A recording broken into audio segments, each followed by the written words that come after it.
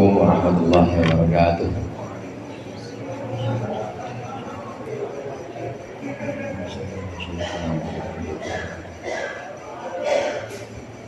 Al-Fatihah.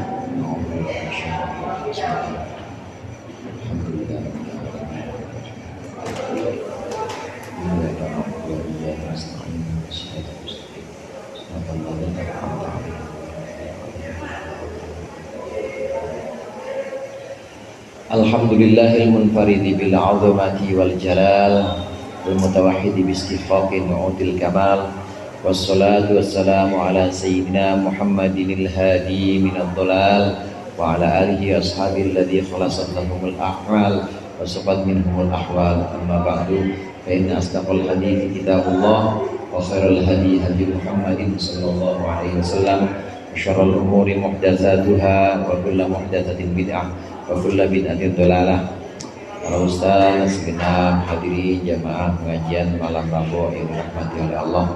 Alhamdulillah malam hari ini kita lanjutkan kembali pengajian syarah kitab Al-Hikam.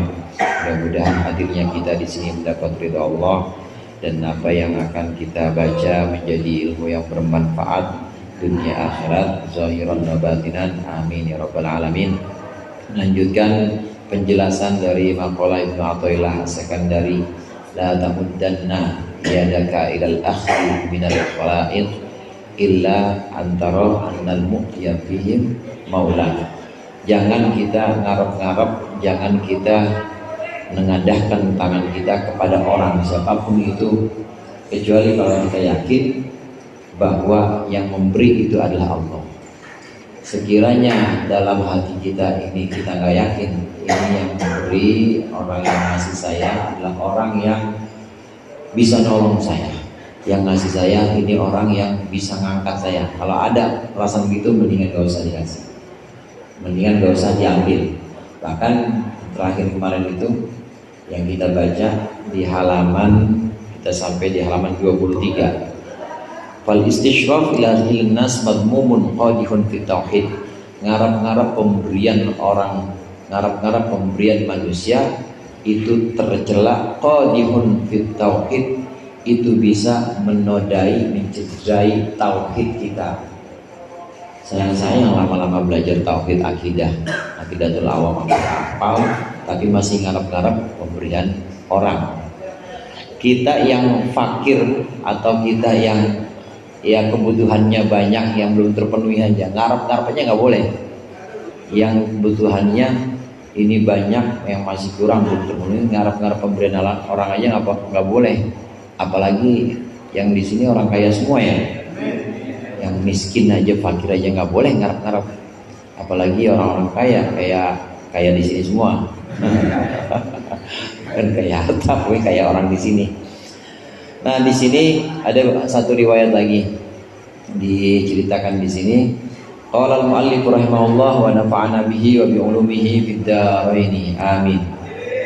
Fala yanbaghi ay ya'khudhal muridu 'ata'an ala hadzal wajhi. Maka tidaklah seyogianya mengambil seorang murid tidaklah seharusnya dia mengambil 'ata'an, pemberian ala hadzal wajhi, atas alasan ini atau atas dasar pengen banget, ngarep banget dikasih lah, pengen banget dibagi, pengen banget disisain jatahnya. Ini kayaknya kalau gue datang ya pasti disediain nih, pengen banget gitu, nggak boleh. Seorang murid, al-murid ilallah, orang yang menghendaki menuju Allah, maka nggak boleh ngarep-ngarep mengambil pemberian dari orang lain. Ruwiya an Ahmad bin Hanbal radhiyallahu anhu kharaja dzata yaumin ila syar'i Babi Syam.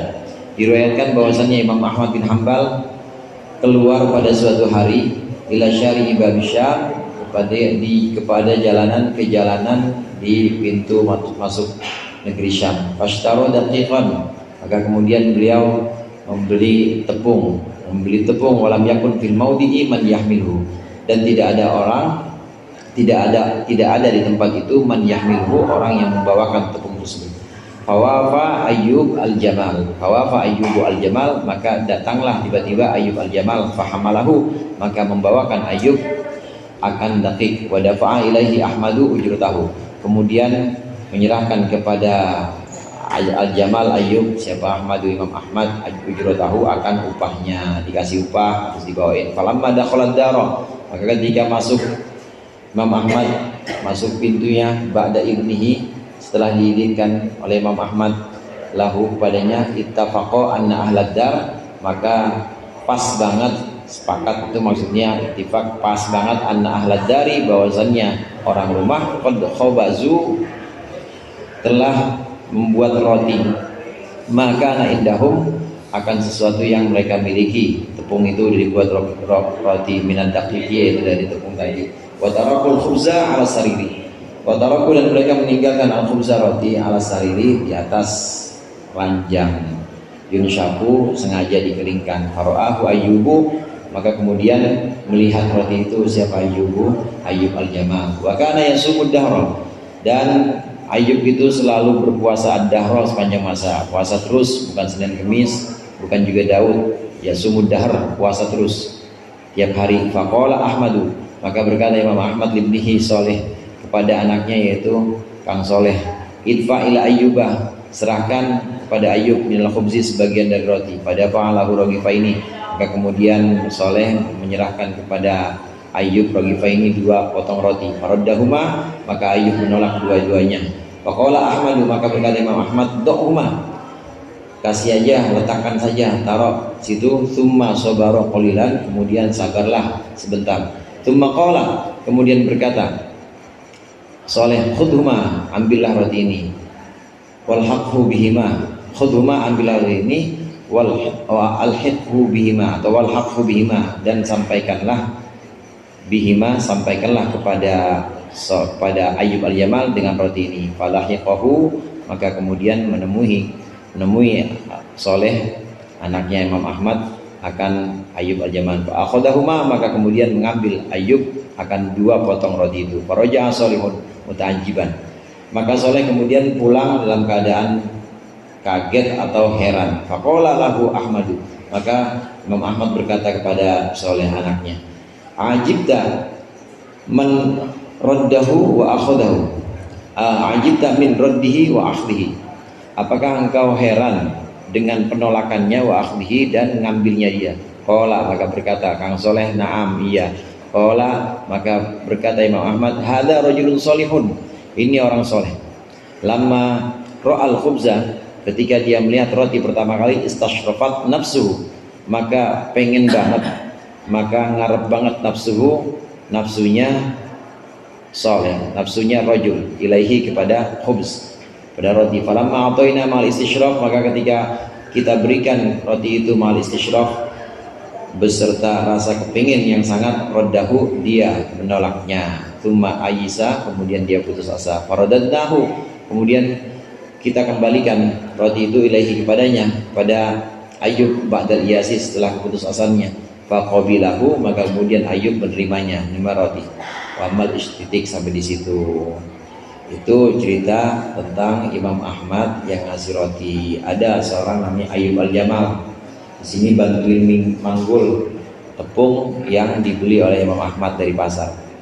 Sampai di rumah, tahu orang-orang rumah emang beli tepung pengen bikin roti, sebagian dari roti yang udah jadi mau dikasih kepada Ayyub al-Jamal ini, ditaruh di bawah ranjangnya, di bawah tempat tidur, tapi nggak diambil. Sabar, nyuruh anaknya Imam Ahmad, sabar sebentar, nanti juga lama-lama diambil, kata Imam Ahmad gitu. Dah, taruh lagi, coba sampaikan lagi roti ini, taruh lagi roti ini, letakkan di tempat tadi. Nah, kemudian kali keduanya roti ini diambil oleh Ayyub al-Jamal. Heran, ini orang nggak konsisten. Ini orang nggak konsisten. Bukan begitu, kata Imam Ahmad. Bukan begitu. Ini orang soleh. Ayyub al-Jamal ini orang soleh. Waktu pertama kali roti disuguhkan kepada dia, emang saat itu nafsunya, saat itu kepengenannya benar-benar ya cuma roti itu lagi. Kali dia diupahin habis manggulin, pengen banget diupahin dan pengen banget dikasih makan.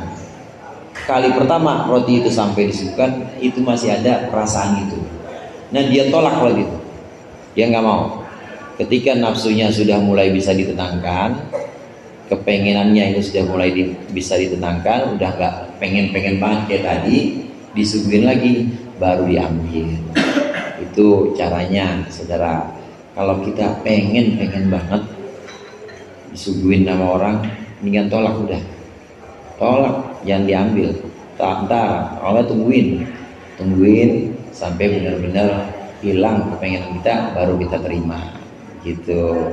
Ini cara mengatasinya ini, supaya jangan kita mengharapkan pemberian makhluk, jangan. Wa amal istishraf ila rizqi ma'a qat'i nadhari anil khalqi.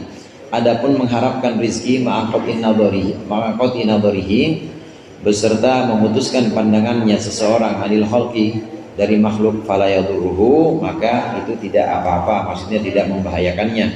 Dzalika, yang membahayakan apa? Dzalika istisyraf seperti itu, li'annahu, karena sungguhnya seseorang atau hamba itu khalqun dhaifun, makhluk yang lemah, dzu faqatin, yang punya banyak kefakiran atau kemelaratan, wa rizquhu ma'lumun la budda minhu, wa rizquhu, dan rizkinya seseorang ma'lumun, itu sudah diketahui, la budda minhu, pasti tidak bisa tidak dari rizki itu.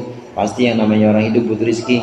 Fastishrafuhu ila rizki, maka keinginan seorang ila rizki, kepada rizki, fil haqiqati, pada hakikatnya itu istishrafun ila razzaqi, adalah keinginan kepada sang pemberi rizki. Wala yunafi dzalika haqiqatal ubudiyyati, dan itu tidak menafikan haqiqatal ubudiyyati akan hakikat kehambaan.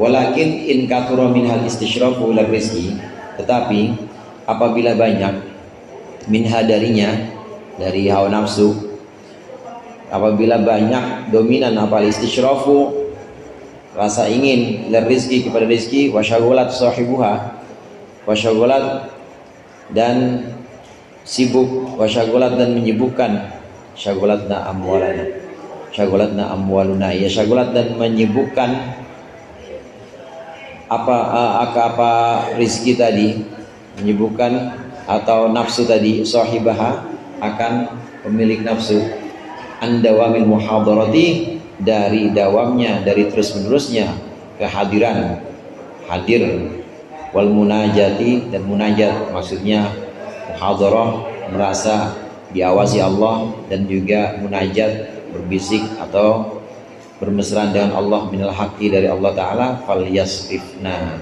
maka hendaklah dia menyingkirkan nafsu andalika, dari itu istishraf, sarfan jamilan, dengan cara menyingkirkan yang baik. Walian hajlaha minat ta'alluqi, dan hendaklah dia menempuh untuk nafsu minat ta'alluqi wa tawassuqi, dari kebergantungan dan juga rasa percaya billahi, kepada Allah Ta'ala, sabilan, dia menggantungkan jalan. Kalau mengharap kepada seseorang, harap banget dikasih, pengen banget ya dikasih, maka itu tidak boleh. Tapi kalau pengen banget dapat rizki, pengen hari ini ada yang kasih bayarin buat cicilan, pengen banget hari ini dikasih buat ini bayarin tunggakan, tapi nggak ada orang tertentu yang memang dia tuju, nah itu wajar, lumrah. Yang namanya orang hidup kan butuh memenuhi kebutuhannya. Kalau sekedar mengharap supaya terpenuhi kebutuhannya, itu lumrah dan boleh, wajar-wajar saja, dan itu tidak mencederai hakikat ubudiyah atau kehambaan dia. Karena sejatinya orang yang mengharap dapat rizki itu sejatinya dia mengharap pada sang pemberi rizki, yaitu mengharap pada Allah semata. Yang seperti ini tidak apa-apa, lumrah dan maklum saja, karena seseorang itu pasti orang yang lemah, orang itu pasti ada kelemahannya, butuhnya kepada rizki, itu pasti. Karena semuanya itu kita yang butuh rizki, ngaji aja kan ada modalnya, beli kitab. Ya kalau nggak beli kitab, beli rokok minta mulu rokok kasih aja misalnya gitu, kan nggak enak juga ya. Nah waktu sebelum berangkat ngaji ada harapan, ya Allah ini kalau berangkat ngaji ada kek mudah-mudahan buat ini, buat bensin. Mengharap itu boleh. Yang nggak boleh itu kalau kita mengharap pada seseorang, mengharap pada orang tertentu yang menyebabkan kita menggantungkan itu semua kepada dia, nggak boleh. Kalau mengharap, sekedar mengharap, ada yang memenuhi kebutuhan kita, ada yang bisa untuk menyambung hidup kita, hanya sekedar itu boleh. Nah, tinggal di ini aja, tinggal ditata dan diarahkan diri kita ini supaya yakin bergantung terus pada Allah. Karena rezeki Allah itu nggak bakal nyasar. Rezeki Allah nggak bakal nyasar. Udah ditulis itu, saudara. Sabda Rasulullah SAW, "Lau annabna Adama haraba min rizki kama yahrubu minal maut la adrakahu rizqu kama adrakahu maut." Ada dua yang pasti dalam hidup ini, rizki sama mati. Orang mau kabur kemana aja, mati pasti nyusul. Diparahin sama kematian itu. Sama, rizki pun seperti itu. Kata Rasulullah, kalau orang lari dari rizkinya, sebagaimana dia lari dari kematian, pasti rizki itu akan menemui dia, nyusul dia sebagaimana kematian nyusul dia. Karena memang udah dicatat. Jadi kerja kita, ya nambut gawe, orang Jawa bilang, ya boleh dagang, boleh ngojek, atau boleh yang lainnya. Kerja kita ini sebenarnya bukan buat mendatangkan rizki, bukan, apalagi mendatangkan kekayaan, bukan. Kerja aja disuruh, diperintah Allah untuk wabtagu min fadlillah, untuk mencari sebagian karunia-karunia Allah. Karunia Allah kan menebar, tersebar di muka bumi ini. Kita disuruh nyari, ya udah laksanakan aja perintah, laksanakan ya Allah. Urusan dapat itu udah ditakdir dan udah diukur dan nggak bakal meleset. Ya segitu-gitu aja, ukurannya segitu-gitu. Kadang kita suka terkecohnya itu kerja sungguh-sungguh kaya, nggak kerja sungguh-sungguh miskin. Seringnya begitu kan ya, kerja keras kaya, kerjanya nggak sungguh-sungguh miskin. Padahal ada kemungkinan lain, nggak kerja kaya, ada nggak? Ada. Ustaz Fadlullah nggak kerja kaya ada juga yang kerja keras miskin juga, ada juga yang begitu. Kadang kemungkinan itu kita lupa yang dua ini, kita ngelihat yang seringnya aja, yang seringnya kerja kaya, nggak kerja miskin. Padahal ada yang kerja nggak kaya, ada yang kerja keras miskin juga, ada juga. Jadi urusan kaya miskin atau urusan rezeki udah Allah tentuin segitunya, udah Allah tentuin berapa ya kadarnya, itu udah Allah takdirkan. Dan gak meleset, itu pasti akan mengenai kita, itu akan sampai kepada kita. Nggak mungkin yang namanya rezeki kita nyasar ke rezeki orang lain. Kalau emang itu ada di orang lain, ya berarti bukan rezeki kita, berarti memang bukan itu yang Allah tetapkan buat kita. Sama rezeki orang lain juga nggak mungkin nyasar kita, nggak mungkin. Kalau ternyata kita yang dapat, emang bukan rezeki dia, tapi rezeki kita. Nah, rezeki ini hendaklah kita sandarkan hanya pada Allah. Sini ada ta'alluq wa tawassuq. Ya, benar-benar bergantung dan benar-benar yakin percaya kepada Allah. Tinggal ditata dan tinggal diarahkan diri kita. Kadang disebut dengan nafsu kita ini kadang-kadang memang pengennya yang instan aja. Ada orang yang bisa sedikit jamin, ya kita gondelin terus, jangan kemana-mana nih, ini orang kalau belum mati jangan dikubur, orang dia yang ngurusin saya semua, jangan, nggak boleh begitu. Jangan bergantung sama orang, ya jangan sampai kita bergantung pada satu orang kemudian kita cacat atau cedera tauhid kita, cedera hakikat ubudiyah kita. Kalaupun kita mau bergantung atau punya pengharapan supaya dapat rezeki yang cukup atau bahkan berlebih, kalaupun mau seperti itu, jangan gantungin pada orang. Ditata, diatur supaya diri kita hanya menggantungkan kepada Allah saja. Tinggal banyakin dan selawat kan dijalur rezeki juga. Sallallahu alaihi wasallam. atau banyakin ibadah-ibadah sunnah yang lain, puasa Senin, Kamis, bisa juga jalbil rizki. Atau kurangin bohong, karena bohong itu bisa untuk rizki juga. Orang kebanyakan bohong, rizkinya seret. Kebanyakan bohong, iya. Kayaknya cukup ini aja lah, yang terbuka aja. Kalau istrinya masih satu kan terbuka ya. Kalau udah lebih biasanya tukang bohong tuh. Ya sama Dun. Iya, bukan cuma kalau tukang kan tukang masih ya, baru nukangin. Kalau istri banyak jadinya pabrik bohong. Harus produktif menciptakan kebohongan, rezeki bisa seret kalau berani. Qala Syekh Abu Muhammad Abdul Aziz Al-Mahdi Al-Mahdawi radhiyallahu anhu, kuntu fi bidayati waqifan bainal isya'aini usolli. Pernah aku berada fi bidayati, dalam perjalananku di awal perjalanan suluk, waqifan bainal isya'aini, aku berdiam di antara dua isya, maksudnya antara maghrib dan isya. Usolli, aku sholat. Wa nafarigun bila sababin, dan aku kosong, diriku kosong bila sababin, tanpa sebab. Hatta ja'atni an-nafsu, sehingga mendatangiku an-nafsu, hawa nafsu. Faqalat, maka berkata, hawa nafsu itu muannas, berkata liyas salam, berkata li kepadaku, assalamu alaika, assalamualaikum Ustaz Madun. Hawa nafsu yang ngomong. Qultu laha, maka aku berkata, waalaikumsalam. Qalat al-asya, makan udah malam. Hawa nafsunya nih, hawa nafsu kan bisa perut, itu hawa nafsu juga. Al-asya, makan malam.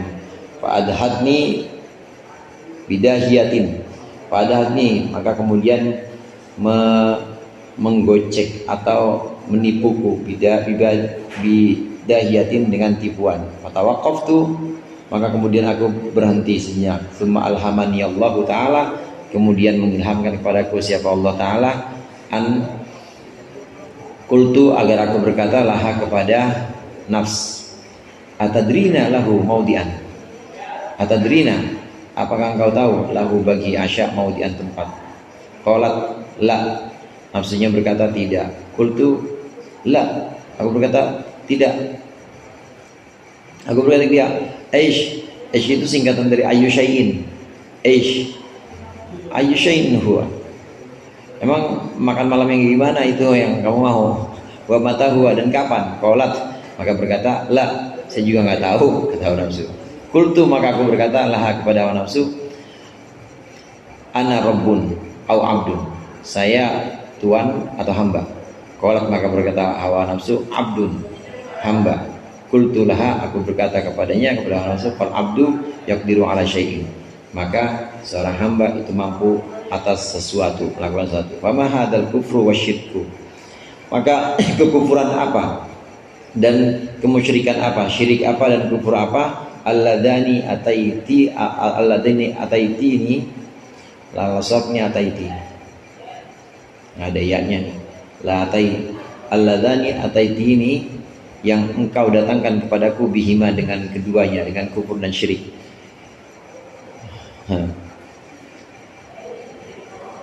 Uhrubi ila khaliqika, pergilah kepada penciptamu. Fatlubi minhul asya'a, maka mintalah minhu, dari khaliq, dari penciptamu, al asya'a, makan malam. Yannahu khaliquka, karena sungguhnya dia adalah penciptamu. Wal qadiru ala kulli syai'in, dan dia adalah yang mampu satu-satunya, yang mampu ala kulli syai'in, atas segala sesuatu. Fayu'tika, maka dia akan fayu'tiki khaliquki fayu'tiki, maka dia akan memberikan kepadamu. Wa yujibu laki, dan dia akan menjawab untukmu, ma talabti, apa yang engkau tuntut, apa yang engkau minta. Fatut ami, maka engkau akan diberi makan. Wa ta'kuli, dan engkau akan makan. Fama laka wa iyaya, maka ada apa antara engkau dan aku. Wa ma hadhil hiyar, maka apalah kebingungan ini artinya. Qala, maka berkata, fadhahabtu ila khaliqiha, fadhahabat ila khaliqiha, berkata Syekh Abdul Aziz tadi ini berkata ila khaliqiha fadhahabat, maka hawa nafsu itu pergi ila khaliqiha, kepada penciptanya. Faja'a asya'an, maka datanglah asya'un, makan malam, mutamakkinun katsirun, yang mantap dan juga banyak. Fakalat, maka makanlah hawa nafsu. Qala, berkata Syekh Abdul Aziz, wa kadzalika yuhtaju 'alaiha, wa kadzalika, dan seperti itulah yuhtaju, harus dihujjah atau harus diberikan alasan atau argumentasi siapa 'alaiha, hawa nafsu. Wa min huna tathbutul aqdan, wa min huna tathbutul aqdam, dan dari sini tathbutu, akan bisa mantap al aqdamu, langkah-langkah kita, langkah kita yang lillahi ta'ala, yang memang ingin menuju Allah saja, ridho Allah saja, maka nggak boleh terkecoh dengan hawa nafsu. Hawa nafsu itu kadang-kadang yang dia minta ya makan, kalau nggak makan tidur ya, waktunya tidur nih, udah nggak usah belajar, kan butuh hak juga badan. Makan nih, makan, terlalu makan, promah lagi, diajak makan aja semuanya. Kalian yang ngasih itu, coba dah depan rumah kiai, coba dah depan rumah abah, kali aja diajak makan. Coba dah depan rumah Ustaz Anis, kali aja diajak makan, padahal lagi belajar, lagi wirid, tapi diajak buat berhenti wirid, diajak buat berhenti belajar, ngarep-ngarep dikasih orang. Itu hawa nafsu begitu. Nah, sebagian ulama sufi ini mengajarkan kalau hawa nafsu datang seperti itu, ajak ngomong aja. Ajak ngomong, cara ajak ngomongnya, emang mau makan apaan? Begitu. Tahu udah makan apaan? Emang tahu, emang ini tempatnya makan di sini? Ya enggak juga sih, kalau dia jawab gitu. Terus kira-kira makannya mau di mana? Dan kira-kira yang pantas kapan makannya? Ya saya juga nggak tahu. Mau nafsu pasti jawaban begitu. Saya juga nggak tahu. Cuma kasihan dah, kasih makan dah saya. Asya makan malam. Masih makan dah, siang udah puasa, sekarang ini lagi puasa lagi. Makan dah. Udah gini. Saya ini hamba atau tuan? Ya hamba. Ya udah, kalau hamba nurut aja. Kan ada tuan, dan sama tuan saya ya tuanmu juga. Kamu kan punya pencipta, Allah, minta sama penciptamu. Jangan ngajak-ngajak saya, lagi repot saya. Saya lagi sibuk belajar, lagi sibuk mutolaah, saya lagi sibuk wirid. Jangan pakai makan segala. Minta sama Allah. Akhirnya pergi tuh nafsu, kucuk pergi. Dia minta sama Allah. Nggak lama datang saudara, makanan datang. Ada yang bawain. Emang hawa nafsu harus diajak bicara. Dini tips-tips atau cara-cara seperti ini banyak dilakukan oleh ulama, terutama ulama sufi. Imam Ghazali itu beliau juga pesan setiap pagi, dia disebutkan setiap pagi ini kita ajak ngomong hawa nafsu kita, diri kita tuh ajak ngomong di wajidi. Modalnya kan cuma umur doang. Gitu maksudnya, wajib yang nafsu nih, hawa nafsu. Modal yang saya punya ini cuma yang saya punya ini cuma umur doang. Udah, kalau modal ini udah nggak ada, nggak, kalah dah semuanya, nggak bisa apa-apa. Kayak kita lagi ngajak ngobrol pegawai, karyawan. Kita kalau punya usaha, ya Pak Cek, nah, karyawan berapa? Punya karyawan nih, ya pengen kita lepas. Ya tahu dia pakai gerobak, kita pakai ini, pakai sepeda, pokoknya pengen kita lepas pergi, ini udah kita kasih ininya, barang dagangannya, berangkat dah. Dagangnya yang bener ya, ini cuma ini doang nih modal, jangan sampai rugi lagi. Hawa nafsu juga begitu. Pagi-pagi harus kita ajak ngobrol. Modal saya cuma ini doang, umur, jadi pengen disia-siain ya jangan. Malu saya kalau umur udah dikasih modal umur tapi masih sia-sia juga. Jangan. Coba bayangin kalau nanti tengah hari terus kita udah mati, gimana? Nggak punya modal apa-apa, rugi. Udah mati, kita hari ini nggak dapat apa-apa, nggak dapat kebaikan apa-apa. Ajak ngomong hawa nafsu gitu, kata Imam Ghazali. Ditambahin lagi, hawa nafsu diajak ngobrol, dia dengerin. Tambahin lagi, dikutip hadis-hadis juga, kutip, dengar nggak? Pak jadi ada satu riwayat Rasulullah menyebutkan, tiap hari itu Allah menciptakan, Allah membagi hari itu menjadi 24 jam, dan setiap 24 jam itu tiap hari itu nanti dibukakan. Di sana itu ada semacam loker atau brankas-brankas. Kata Rasulullah, dengerin nih wajib, kata Rasulullah, 24 brankas itu adalah 24 jam dalam sehari. Satu brankas dibuka, saat satu brankas dibuka isinya amal baik, ngaji, sholat, puasa, baca Quran, maka karena kebaikan amal itu, cahayanya ini sampai cahaya dan wangi serta semuanya kenikmatannya itu sampai-sampai orang-orang yang ada di neraka siksanya pasti berhenti. Jadi ngaso dikit, berhenti. Apa nih? Rada enakan ya, rada adem. Karena dibuka tuh brankas, dalam satu brankas yang 24 jam itu salah satunya dibuka, itu bisa bikin siksa neraka itu berhenti. Betapa bagusnya itu wajib, betapa bagusnya kebaikan itu dalam sehari itu harus seperti itu. Tapi hati-hati, kata Rasulullah, ketika di brankas itu dibuka, ternyata yang ada bukan amal baik tapi amal buruk. Amal buruk yang dibuka ini, maka baunya, jeleknya ini bisa bikin kaget sampai-sampai penghuni surga yang tadinya lagi enak-enak bisa berhenti. Yang tadinya lagi enak-enak nikmatin kenikmatan surga, tahu dia berhenti. Apa nih? Kok hambar rasanya? Oh, ada amal buruk. Begitu. Ingat-ingat nih. Dan satu lagi ada brankas dibuka, ternyata kosong, nggak ada amal baik, nggak ada amal buruk. Itu wajib tidur. Yang begitu tuh tidur, nganggur, nggak ngapa-ngapain, ya nggak dosa sih, pahala juga nggak ada, tapi tidur aja. Dan itu penyesalan gara-gara kosong, itu pasti akan ke bawah. Meskipun engkau masuk surga, penyesalan itu pasti akan ke bawah.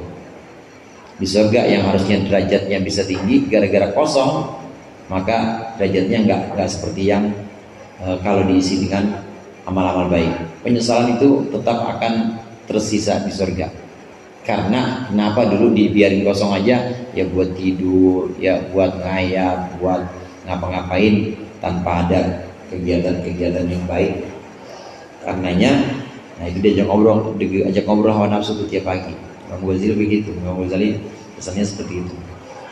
Nah ini diajarkan oleh Syekh Abdul Aziz Al-Mahdawi di sini. Ya, Ustaz Aziz Al-Mahdawi diajarkan supaya kita ngajak hawa nafsu berbicara, bincang-bincang. Caranya bincang-bincang dengan hawa nafsu supaya dia bisa diarahkan. Nah hawa nafsu itu ya memang ya diarahkan bisa. Hadirin sekalian, memang kadang-kadang hawa nafsu, bukan hawa nafsu sih, an-nafs, lafaz nafs ini memang kalau di kitab-kitab tasawuf yang dimaksud di sini adalah an-nafsul lawamah atau an-nafsul ammarah bisu. Nafsu yang memang cenderung untuk keburukan, menyuruh keburukan, al-ammarah bisu. Atau al-lawamah. Al-lawamah itu yang tadi nih suka ngajak-ngajak, al-lawamah. Nah kalau an-nafs yang sudah sempurna, an-nafsul mutmainnah, ini tidak seperti ini. Cuma semuanya memang ada dalam diri kita, ada dalam setiap orang.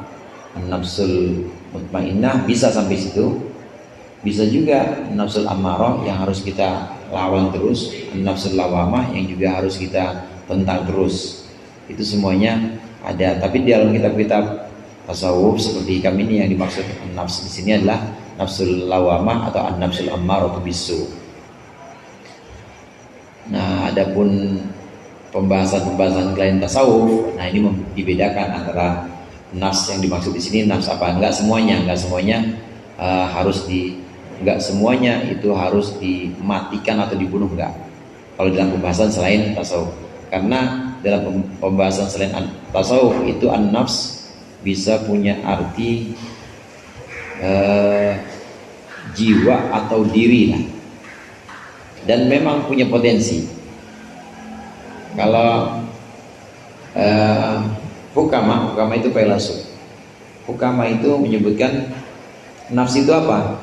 Nafs itu al-jauharul mujarrad, al-muta'alliq, al-jauharul mujarrad, al-muta'alliqu bil badan, ta'alluqat tadabbur. Nafs itu adalah substansi yang tersendiri terkait dengan badan, dan dia hubungannya adalah hubungan sesuatu yang mengatur badan. Jadi nggak semuanya, kalau di ranah filsafat nggak semuanya jelek, karena memang yang menggerakkan kita ini nafs juga. Nafs yang menggerakkan kita bisa jalan itu nafs. Kalau hukama, kalau nafs menurut mutakallimin, ulama-ulama kalam, nafs itu ya yang dimaksud adalah an-nafs hakikatus syai' atau nafsus syai'. Nafs itu adalah esensi segala sesuatu. Jadi manusia nafs ya itu, nafsnya itu. Manusia itu yang mana? Intinya, esensi manusia apa? Ya nafsnya itu. Semacam nyawa ya, atau jiwa. Nah, kadang-kala ini juga disebut dengan roh. Jadi sebenarnya roh, nafs, kemudian qalb, ruh, nafs, qalb, kemudian akal, itu adalah satu entitas. Barangnya itu juga. Apa itu barangnya? Ya keakuan atau kedirian seseorang. Kedirian seseorang. Cuma memang punya potensi. Yang potensinya buat idrak atau buat pemahaman namanya akal. Yang potensinya untuk bergerak dibagi ini nafs. Ada ya nafs hayawaniyah, ada nafs an-nabatiyah buat tumbuh. Cuma ada dalam satu itu, satu entitas, ada dalam satu barang ya pendirian kita masing-masing. Nah kalau nggak ada itu, isinya badan doang, daging, dan ya nggak bisa ngapa-ngapain. Nah, hanya di sini yang dimaksud dengan an-nafs tadi mutlak, artinya mutlak, nggak ada qaid apa-apa, apakah nafsul amarah atau nafs yang lain. Tapi kalau dalam kitab-kitab tasawuf, maka yang disebut nafs ini adalah an-nafsul lawamah atau an-nafsul amarah bisu, yang jelek. Nah nafsu yang jelek ini yang biasanya suka ngajak-ngajak nih, ngajak berhenti ngaji mulu misalnya pre diajak berhenti belajar mulu, waktunya makan nih makan, padahal memang nggak tahu mau makan dari mana, belum ketahuan, tapi udah ngajak makan aja, ajak ngobrol aja, makan di mana, orang nggak ada yang ngasih, ya itu minta-minta aja. Nah akhirnya minta-minta istisyraf lagi. Istisyraf ini yang qadihun bit tauhid, yang bisa mencederai tauhid kita. Wa dzakara aidon mas'alatan 'azimatan mufidatan wallahu a'lam bissawab. Mudah-mudahan bermanfaat. Dikurangnya mohon maaf. Wallahu muwaffiq ila aqwamit thoriq. Assalamualaikum warahmatullahi wabarakatuh.